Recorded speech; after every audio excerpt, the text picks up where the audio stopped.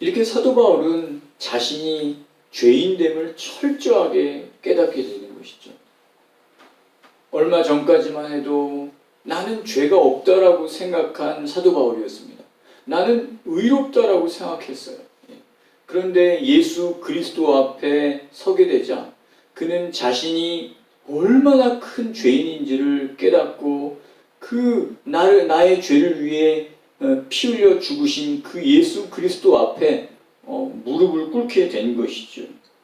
그래서 여러분, 사도 바울은 자신이 죄인임을 철저히 깨닫게 되면서 사도 바울의 삶 속에 비로소 하나님의 은혜가 넘쳐나게 되는 것입니다. 그래서 사도 바울이 고린도전서 15장 10절에 보시면 나의 삶은 전부가 하나님의 은혜입니다. 그렇게 고백합니다. 고린도전서 15장 10절에 보시면 15장 10절에 보시면 내가 나 된 것은 하나님의 은혜로 된 것이니 내가 한 것이 아니요 오직 나와 함께 하신 하나님의 은혜로라 라는 것입니다. 나의 삶 전부가 다 하나님의 은혜라는 것을 깨닫는 것이죠. 이렇게 여러분, 하나님 앞에서 자신의 죄인됨을 깨닫는 자, 자신이 얼마나 큰 죄인인지를 알게 되는 자는 하나님의 은혜를 경험하게 되는 것입니다. 여러분, 우리의 죄를 짊어지시고 피 흘려 죽으신 예수 그리스도의 어떤 십자가는요, 우리의 죄가 얼마나 크고 비참한 것인지를 그대로 보여주는 것입니다.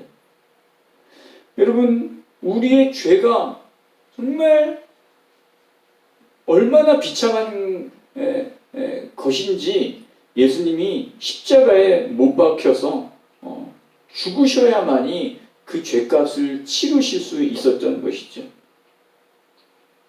여러분, 우리는요 10억이 아니라 1000억, 만억, 억만억 여러분, 우리는 갚을 수 없는 빚을 진 자들입니다.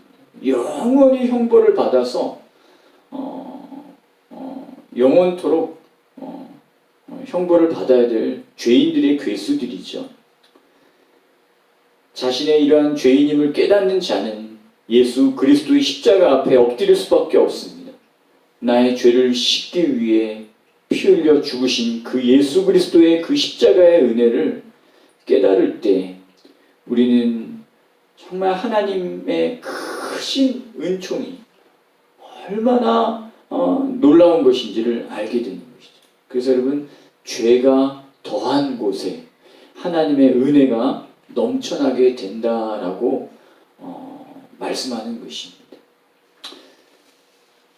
그럼요, 여러분, 죄가 더한 곳에 하나님의 은혜가 넘쳐나니까 그러면 우리가 하나님의 은혜를 더욱 넘쳐나게 하기 위해서 우리는 더욱 죄 가운데에 거해야 하는 것일까요? 예? 절대 그렇지 않다라는 것입니다. 절대 그렇지 않다라는 것이죠.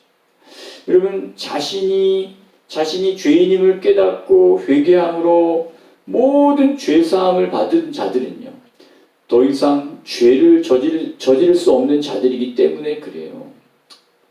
그래서 오늘 6장 그 1절에 보시면 그런 말씀이 있죠. 그런즉 우리가 무슨 말 하리요? 은혜를 더하게 하려고 죄에 거하겠느냐 그 말이에요. 하나님의 은혜를 더 많게 하기 위해서 우리가 계속 죄에 머물러 죄에 거하겠느냐 그 말입니다. 그러니까 2절에 그럴 수 없느니라 했습니다. 죄에 대하여 죽은 우리가 어찌 그 가운데에서 더 살리오 그렇게 말하는 것이죠. 하나님의 은혜를 깨닫는 자들은 죄에 대해서 죽은 자다 그렇게 말하고 있는 것이죠. 여러분, 이 죄에 대해서 죽었다라는 것은 어떻게 우리가 죄에 대해서 죽은 자지? 이렇게 의문을 던질 수 있는 것이죠. 나는 여전히 죄 가운데 있잖아요. 육신의 죄 가운데 있잖아요. 그런데 그럴 수 없느니라 죄에 대하여 죽은 우리가 어찌 더 그 가운데 살려고 그랬습니다. 여러분 어떻게 우리가 죄에 대해서 죽은 자가 되는 것일까요? 예. 그것은 바로 예수 그리스도의 그 십자가로 그것이 이루어지게 되는 것이죠. 예수 그리스도를 나의 구주로 우리가 믿을 때에 우리는 예수님과 하나로 연합이 되는 것입니다. 그래서 우리가 죄에 대하여 죽은 우리라고 표현한 것은 우리가 예수님과 연합됐다는 거예요. 그래서 예수님이 십자가에 우리의 죄를 짊어지시고 십자가에 죽을 때 우리도 그 예수님과 함께 죽었다라는 것을 말하는 것입니다. 예, 예. 그것을 오늘 3절에 보시면 그렇게 말해요. 3절에 보세요. 무릇 그리스도 예수와 합하여, 그렇습니다. 그리스도 예수와 어떻게 했다고요? 합하여 세례를 받은 우리는 그의 죽으심과 어떻게 됐다? 합하였다. 예수님의 어떤 죽으심과 우리가 합했다. 함께 죽은 것입니다. 4절도 보세요. 4절. 그러므로 우리가 그의 죽으심과 어떻게 했다? 합하여 세례를 받음으로 그와 함께 장사가 되었다는 거예요. 그와 함께 죽은 것이라는 거예요. 예수 그리스도께서 우리의 죄를 위해 죽으셨을 때 우리도 거기에 함께 죽은 것이라는 거예요. 5절도 마찬가지죠. 5절도 보시면 만일 우리가 그의 죽으심과 같은 모양으로 연합한 자가 되었으면 그랬다는 것이. 그의 죽음과 함께 우리가 함께 죽었다는 것이. 예수 그리스도와 함께. 그것이 바로 예수 그리스도와의 연합인 것이죠. 이렇게 여러분 예수 그리스도와 함께 죄에 대해서 죽은 것입니다. 우리는.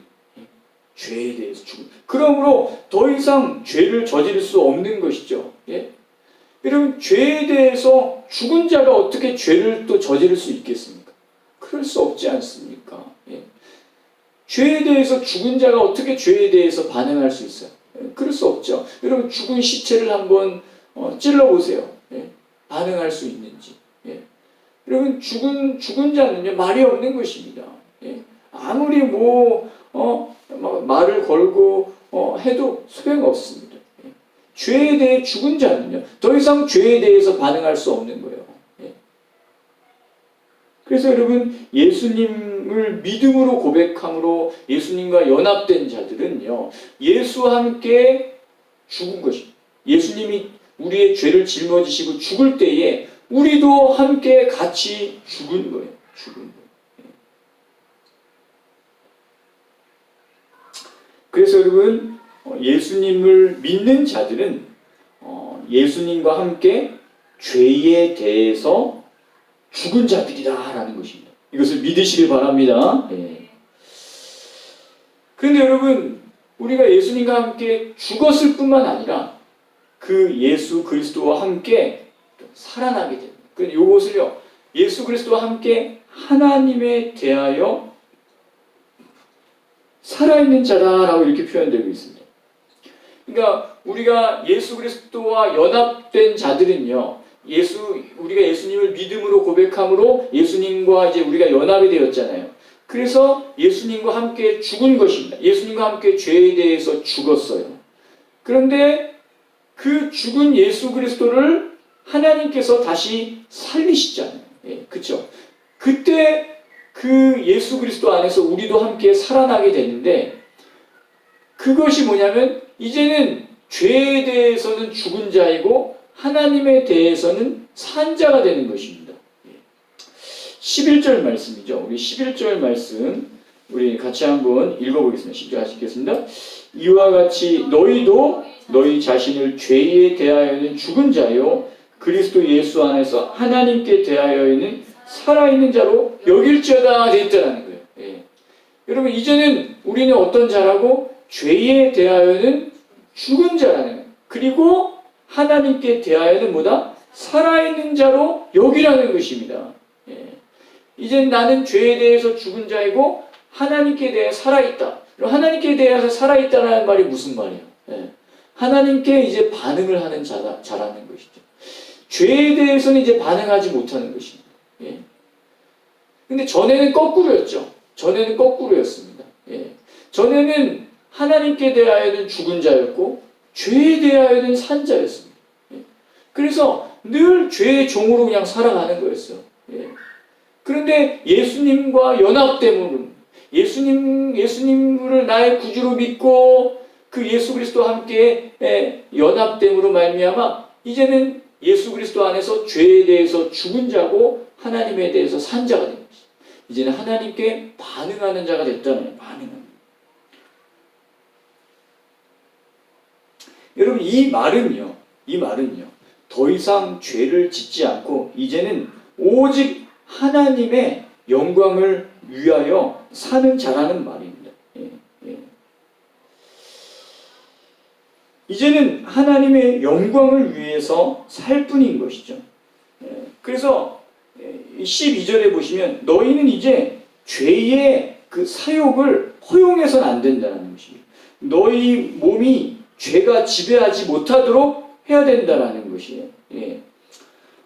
그러므로라고 되어 있죠. 12절에. 아까 11절까지 읽었잖아요.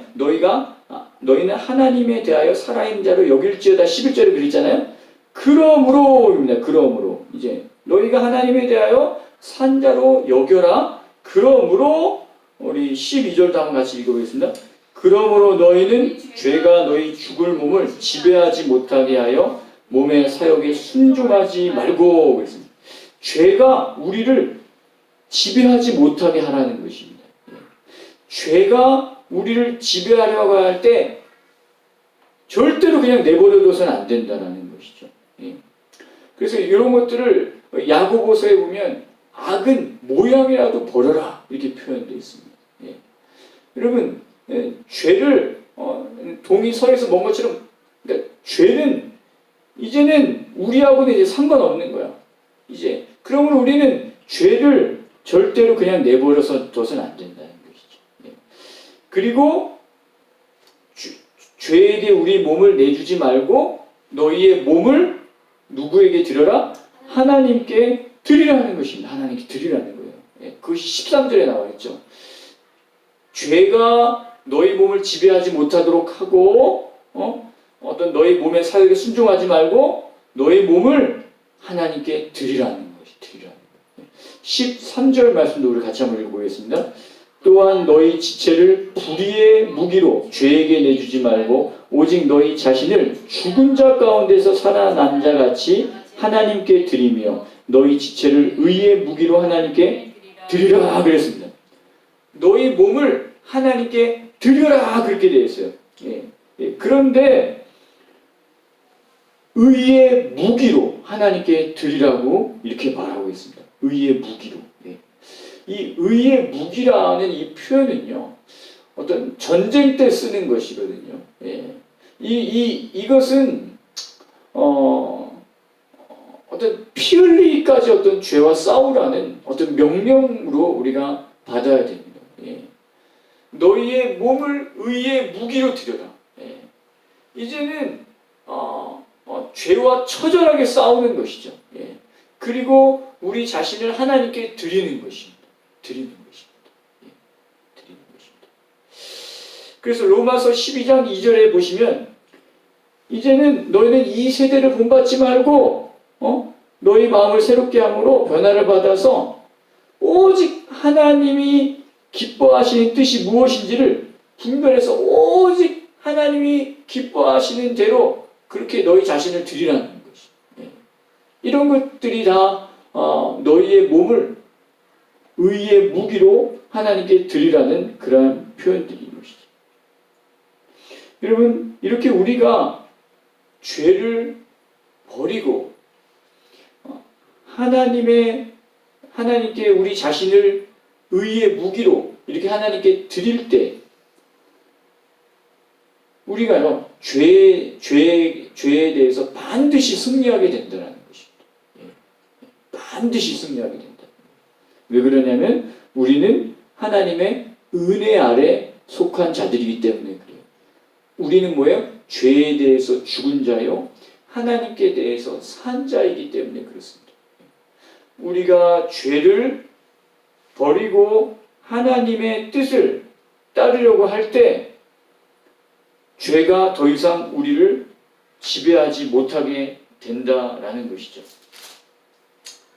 그래서 여러분 마지막 14절에 보시면 죄가 너희를 어떻게 한다? 주장하지 못한다라는 것입니다. 죄가 14절에 죄가 너희를 주장하지 못한다. 왜 그러냐면 너희는 은혜 아래 속한 자이기 때문이라는 것이에요.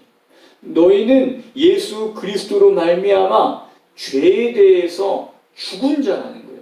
그리고 하나님께 대해서 산 자들이기 때문에 죄가 너희를 주장하지 못한다. 사랑하는 여러분, 내가 누구인지 분명히 아시고 이제는 내가 죄에 대해서 죽은 자이고 하나님께 대해서 산 자임을 분명히 인식하시고 이제는 정말 죄와 싸우시길 바랍니다. 그럴 때 죄가요 여러분들을 주장하지 못합니다.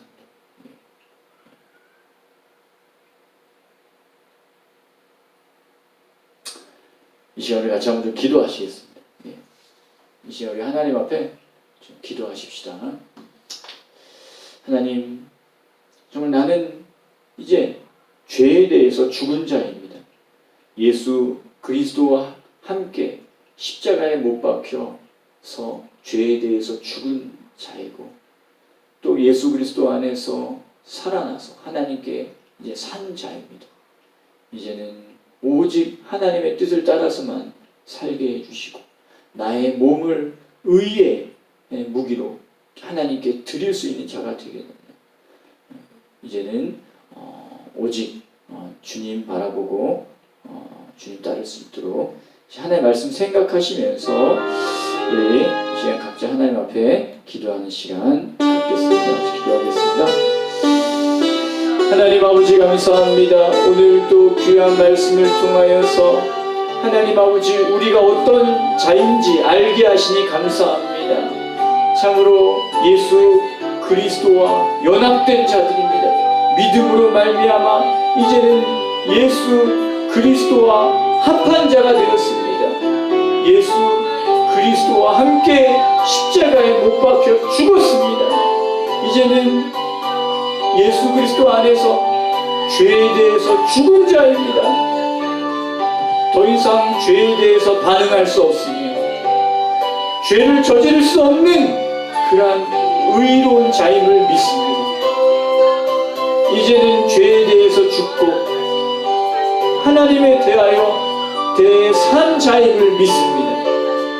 하나님 아버지, 이 타락한 이 죄악된 이 세상 속에 죄가 우리를 지배하려고 우리에게 다가올 때에 하나님 우리는 그 죄를 물리치는 자들이 되게 하여 주십시오. 이제는 의의 무기로 하나님께 드리며 피 흘리기까지 죄와 싸우는 자들이 되게 하여 주시고 이제는 오직 하나님의 뜻을 따라서만 걸어갈 수 있는 우리의 삶이 되게 하여 주시옵소서. 그리하여 죄를 넉넉히 이기고 하나님의 뜻을 하나님께 대하여 산 자로서의 삶을 살아갈 수 있도록 인도하여 주시옵소서. 하나님 우리의 삶 속에 하나님의 은혜가 강수처럼 넘쳐나기를 원합니다. 아버지시여 우리를 긍휼히 여겨 주십시오. 예수님의 그 십자가를 바라볼 수 있게 하여 주십시오. 예수님의 그 십자가의 은혜를 붙잡게 하여 주시옵소서. 날마다 날마다 주님의 은혜 아래 거하기를 원합니다. 예수 그리스도의 그 은혜로 죄를 이기고 승리하기를 원합니다. 주여 이제는 죄에 대해서 죽고 하나님께 대하여 산 자임을 알고 주님의 뜻을 따르기를 원합니다.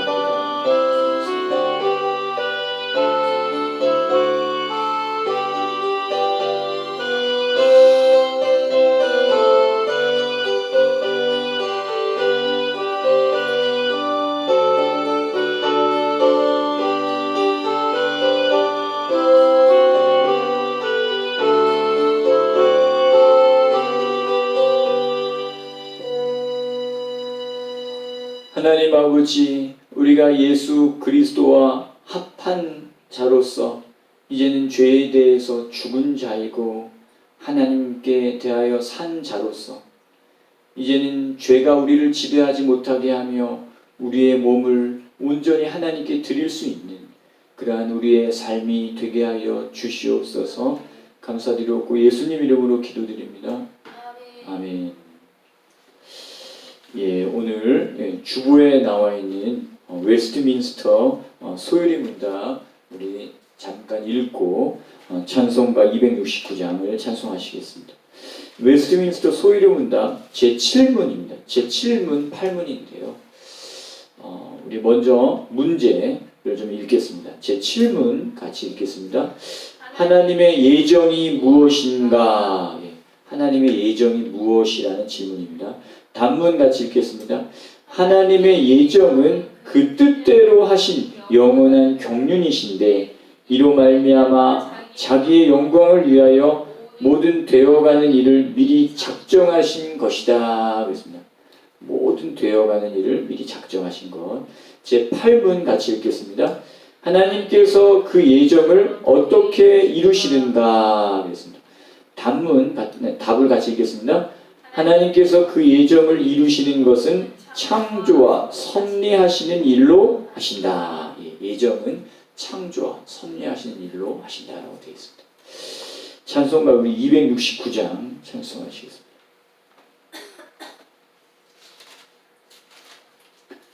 찬송 269장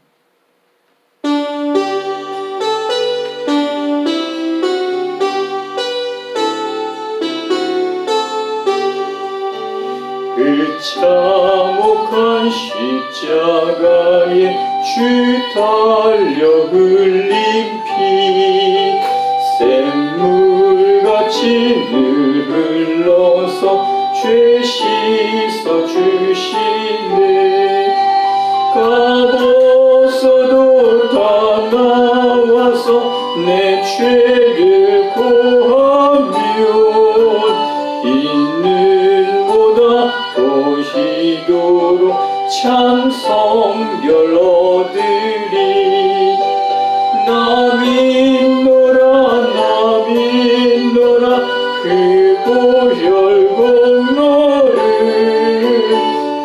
흠없어도 피 흘리사 날 구원하셨네. 저 흉악한 안강도는 죄를 깨달아 죄 없으신 주 예수를 그 주로 믿었네.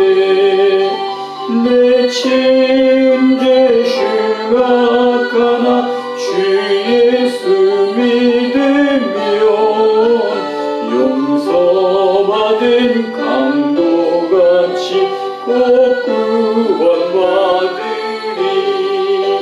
나 믿노라 그 보혈 공로를 흠없어도 피 흘리사 날 구원하셨네. 온 백성의 죄 사하신 하나님 어린 양 그 십자가 지심으로 온 인류 구했네. 저 영원한 새 나라에 다 같이 모여서 금고 문고 안곡조로 새 노래 부르리. 나 믿노라 그 보혈 공로를 흠없어도 피 흘리사 날 구원하셨네. 아멘. 제가 축도하도록 하겠습니다.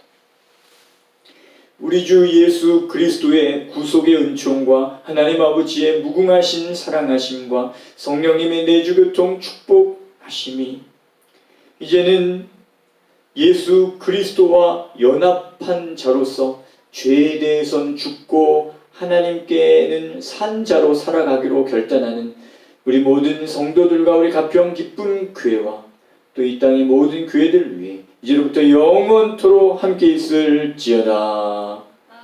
아멘.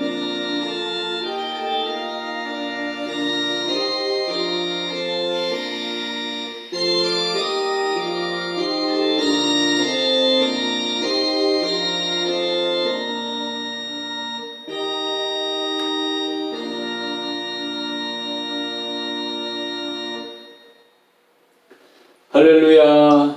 오늘도 잘 나오셨습니다. 네, 오늘도 잘 나오셨습니다. 네, 우리 다 같이 일어나셔서 우리 축복의 통로 서로 축복하시면서 예배를 또 폐하고 이 세상을 향해 또 나가겠습니다. 여러분, 이 세상에 나아가셔서 축복의 통로가 되셔야 됩니다. 어딜 가선지 그리스도의 향기를 바라십시오. 당신은 하나님의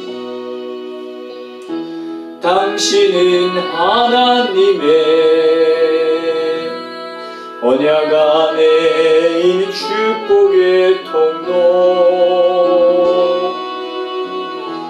당신을 통하여서 열방이 주께 돌아오게 우리 서로 한번 축복합시다. 당신은 하나님의 언약 안에 있는 축복의 통로 당신을 통하여서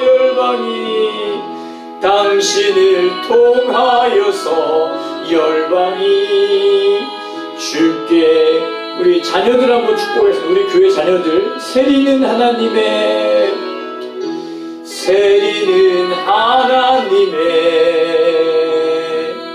언약 안에 있는 축복의 통로 세진을 통하여서 열방이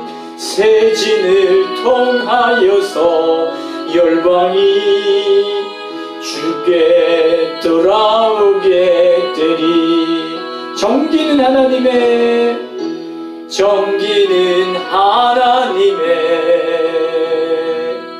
언약 안에 있는 축복의 통로 윤제를 통하여서